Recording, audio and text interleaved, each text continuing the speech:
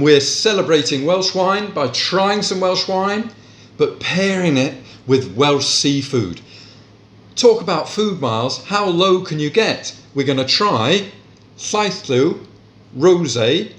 The vineyard is maybe 3 or 4 miles inland from Aberaeron, where little boats that catch crab and lobster bring their produce in. You can't get more local than that.